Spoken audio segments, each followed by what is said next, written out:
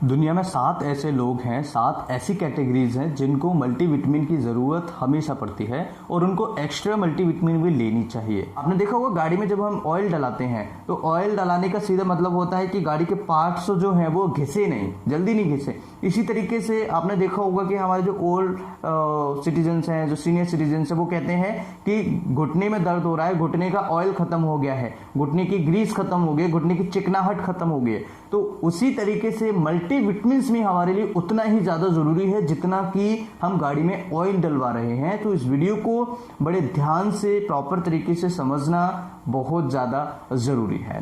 Basically India के अंदर अगर हम किसी को मल्टीविटामिन दें या रेगुलर एक टैबलेट कोई पेशेंट या कोई व्यक्ति लेता है तो उसको बताया जाता है कि इसको कोई बीमारी हो सकती है या इसको कोई बड़ी प्रॉब्लम है, इसलिए हमेशा टैबलेट खाता रहता है या मल्टीविटामिन की टैबलेट लेता रहता है। तो ये बहुत बड़ी भ्रांति है। बाहर विदेशों में अगर आप देखेंगे तो मल्टीविटामिन्स के टैबलेट्स जो है वो रेगुलरली एक टैबलेट ली जाती है और काफ़ी लंबे समय तक ली जाती है। एक्चुअली होता क्या है, हमारे शरीर के लिए जितना मैक्रोन्यूट्रिएंट्स ज़रूरी होता है, अब आप कहेंगे मैक्रोन्यूट्रिएंट्स क्या होता है, एक नया शब्द है।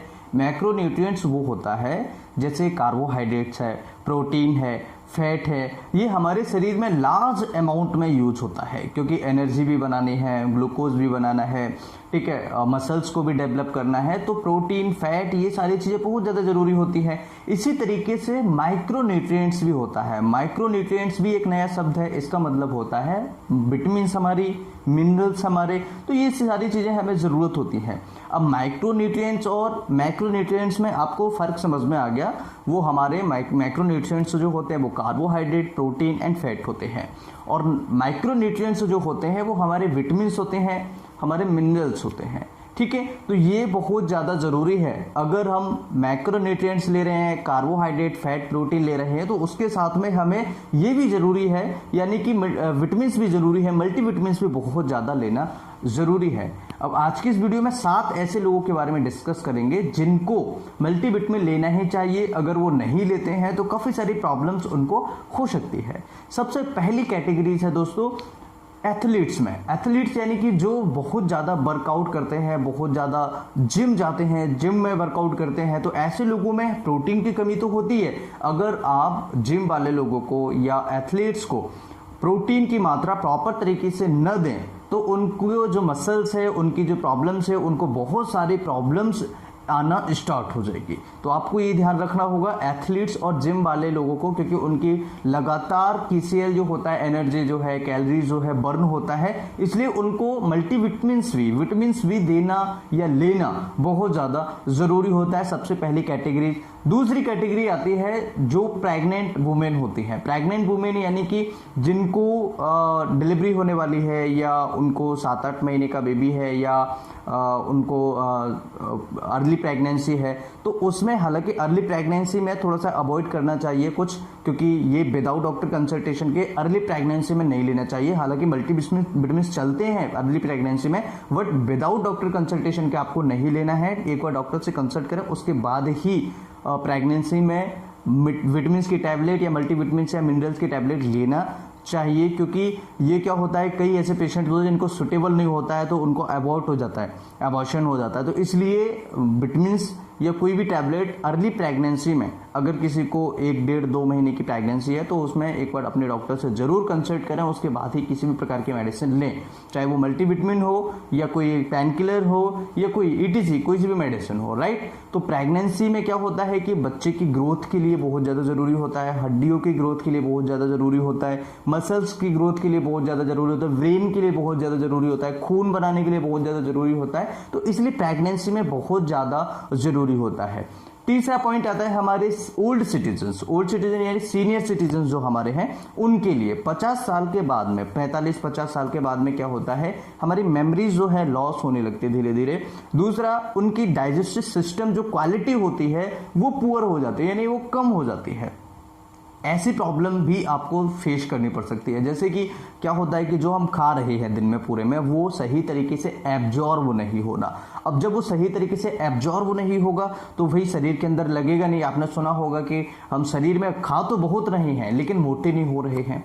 मोटे नहीं हो रहे हैं इसका मतलब है कि शरीर के अंदर जो है एनर्जी जो है या जो हम खा रहे हैं वो एब्जॉर्ब नहीं हो रहा है प्रॉपर तरीके से। तो इसका सीधा मतलब है कि हमारा डाइजेस्टिव सिस्टम जो है वो कहीं ना कहीं वीक है या कुछ वहां पर कुछ ना कुछ गड़बड़ है, या कॉन्स्टिपेशन है, या डाइजेस्टिव सिस्टम की कोई प्रॉब्लम है, डिसीज है, आंतों की कोई बीमारी है, इस तरह की प्रॉब्लम देखने को मिल सकती है। तो जब भी हमारी उम्र जो है 50 साल से ज़्यादा है या हमारे घर में ओल्ड सिटीजन्स हैं, सीनियर सिटीजन्स हैं, तो 50 साल से जिनकी उम्र ज़्यादा है उनको थकान सी, कमजोरी सी रहती है, क्योंकि घर खाना भी वो बहुत कम खाते हैं, 1-2 रोटी वो सुबह शाम में खाते हैं, ठीक है, और बाकी चीज़ें उल्टी सीधी चीज़ें वो खाते नहीं है। जैसे कि कभी कभी हम तो ये है यंगस्टर्स जो ये है ये मिल गया वो मिल गया सब खा लेते हैं, तो उससे क्या होता है कि कहीं ना कहीं हमें एक एनर्जी मिलती रहती है। लेकिन ओल्ड सिटीजन जो हमारे सीनियर सिटीजन हो उनको थोड़ी सी प्रॉब्लम देखने को मिल सकती है। तो उनमें भी मल्टीविटामिन्स की या विटामिन की ज़रूरत उतनी ही ज़्यादा ज़रूरी है जितनी कि प्रेगनेंसी में है,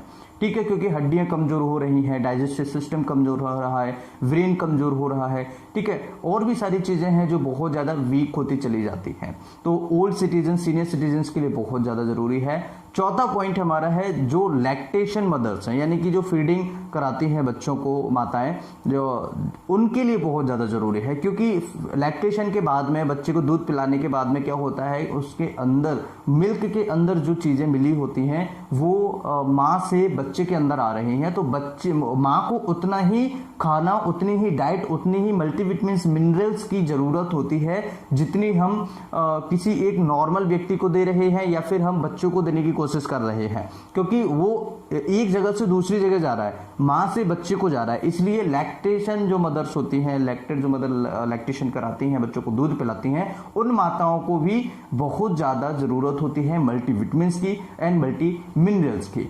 नंबर 5 पर है दोस्तों, जिन ऐसे पेशेंट्स जिनकी हैक्टिक वर्क है, यानी कि मेंटली प्रेशर बहुत ज़्यादा है, मेंटली वर्क बहुत ज़्यादा है, फिजिकल भी बहुत ज़्यादा वर्क है, आज यहाँ चले गए, आज वहाँ चले गए, आज ये करना है, आज वो करना है, लैपटॉप पर बैठे हैं, कंप्यूटर पर बैठे हुए हैं, तो उनके लिए क्या होता है, मेंटली प्रेशर ज़्यादा रहता है। मेंटली प्रेशर का मतलब होता है दिमागी तौर पर बहुत ज़्यादा उनको टेंशन, एंजाइटी, प्रेशर रहता है, क्योंकि वो दिमाग का बहुत ज़्यादा लोड है उनके ऊपर, दिमाग का बहुत ज़्यादा काम कर रहे हैं। तो उनके लिए भी मल्टीविटामिन्स की टैबलेट या मल्टीविटामिन्स मिनरल्स की टैबलेट्स जो है बहुत ज़्यादा ज़रूरी होता है। उसकी वजह से उनको क्या होगा, लो एनर्जी फील नहीं करेंगे, आलस नहीं आएगा, थकान नहीं होगी, ठीक है, और भी शरीर पर कुछ इम्पैक्ट्स नहीं आएंगे, क्योंकि लो मल्टीविटामिन्स या लो विटामिन्स की कमी से आपको काफ़ी सारी प्रॉब्लम्स आती हैं। तो ऐसे लोगों को भी मल्टीविटामिन्स या टैबलेट्स जो है मिनरल्स की लेना बहुत ज़्यादा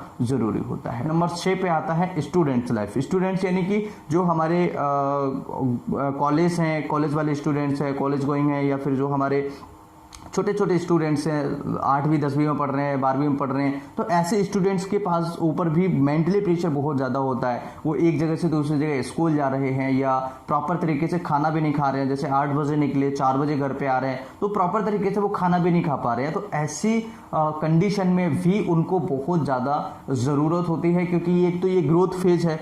अब ग्रोथ फेज है तो उसके लिए बहुत ज़्यादा ज़रूरी है, हड्डियों को भी ग्रोथ करना है, मसल्स को भी ग्रोथ करना है, ब्रेन को भी ग्रोथ करना है, ठीक है, बॉडी के सारे सिस्टम को ग्रोथ करना है। तो उसके लिए भी मल्टीविटामिन्स और मिनरल्स की ज़रूरत बहुत ज़्यादा ज़रूरी है। तो स्टूडेंट्स के लिए भी ये बहुत ज़्यादा इम्पॉर्टेंट फैक्टर है। इसके बाद में ऐसे लोग, नंबर 7 पर ऐसे लोग आते हैं जो केवल पेट भरने के लिए खाना खाते हैं। जैसे आपने देखा होगा कि रेस्टोरेंट्स में या बाहर का खाना खा रहे हैं, तो आपने देखा होगा 1-2 पीस जो है सैलेड्स के आ जाते हैं, या कई जगह तो सैलेड मिलता भी नहीं है, कई जगह बहुत सारा सैलेड्स मिल जाता है। तो ऐसे सिचुएशन में क्या है, उनको मल्टीविटामिन्स नहीं मिल पाता है, वो तेलीय चीज़ें जो है, ऑयली फ्राइड चीज़ें बहुत ज़्यादा खाते हैं। तो ऐसे सिचुएशन में पेट तो उनका भर जाएगा, लेकिन उनको क्या होगा, जो मल्टीविटामिन्स की कमी है वो उनको थोड़ी सी प्रॉब्लम क्रिएट करेगी, क्योंकि मल्टीविटामिन्स वो ले ही नहीं रहे हैं, बाहर का खाना खा रहे हैं। तो इसलिए मल्टीविटामिन्स के लिए आपको क्या लेना चाहिए, और उन लोगों के लिए भी मल्टीविटामिन्स लेना बहुत ज़्यादा ज़रूरी है जो बाहर का ज़्यादा खाना खाते हैं। अब मल्टीविटामिन्स कैसे पूरी करें, सबसे बड़ी बात ये, तो एक तो टैबलेट ले सकते हैं आप, एक टैबलेट डेली ले सकते हैं। दूसरा, आपको कोई ऐसी चीज़ें जैसे फल फ्रूट्स वगैरह है, सैलेड्स वगैरह ज़्यादा खाइएगा, ऐसी चीज़ें, नेचुरल चीज़ें ज़्यादा खाइए जिसमें मल्टीविटामिन्स या मिनरल्स की आपको भरपूर मात्रा मिल सके। अब मल्टीविटामिन्स और मिनरल्स का बेनिफिट्स क्या होता है, शरीर में क्यों जरूरी है, क्या है, क्यों ये शरीर के अंदर होना जरूरी है। तो सबसे पहला बेनिफिट होता है हमारी हड्डियों का ग्रोथ होना, हमारी हड्डियों के लिए बहुत ज़्यादा ज़रूरी होती है। मसल्स की ग्रोथ होना, इम्यून सिस्टम को बूस्ट करना, क्लॉटिंग फैक्टर्स को डेवलप करना, क्लॉटिंग फैक्टर्स के लिए हेल्प करना और इसके लिए डाइजेस्टिव सिस्टम को इम्प्रूव करना, बहुत सारे ऐसे बेनिफिट्स होते हैं। मेमोरी को बढ़ाना, बहुत सारी ऐसी चीज़ें होती हैं, खून को बढ़ाना, बहुत सारी ऐसी चीज़ें होती हैं जिनकी मात्रा और मल्टीविटामिन्स की जो क्वालिटी है, क्वांटिटी है, वो लेना उनके लिए बहुत ज़्यादा ज़रूरी होता है। आपने सुना होगा कि बुढ़ापे में या जब ज़्यादा एज हो जाती है, हमारी ओल्ड एज हो जाती है, तो उसमें आपने देखा होगा कि घुटनों का दर्द हो रहा है। गाड़ी में आपने देखा होगा, गाड़ी में जब हम ऑयल डलाते हैं तो ऑयल डलाने का सीधा मतलब होता है कि गाड़ी के पार्ट्स जो हैं वो घिसे नहीं, जल्दी नहीं घिसे। इसी तरीके से आपने देखा होगा कि हमारे जो ओल्ड सिटीजन्स हैं, जो सीनियर सिटीजन्स हैं, वो कहते हैं कि घुटने में दर्द हो रहा है, घुटने का ऑयल खत्म हो गया है, घुटने की ग्रीस खत्म हो गई, घुटने की चिकनाहट खत्म हो गई। तो उसी तरीके से मल्टीविटामिन्स भी हमारे लिए उतना ही ज़्यादा ज़रूरी है जितना कि हम गाड़ी में ऑयल डलवा रहे हैं। तो इस वीडियो को बड़े ध्यान से, प्रॉपर तरीके से समझना बहुत ज़्यादा ज़रूरी है। नमस्कार, थैंक्स फॉर वॉचिंग। वीडियो अच्छा लगे तो लाइक, शेयर एंड सब्सक्राइब करें। फिर मिलता हूँ इसी तरीके से नई वीडियो में, तब तक के लिए जय हिंद, जय भारत।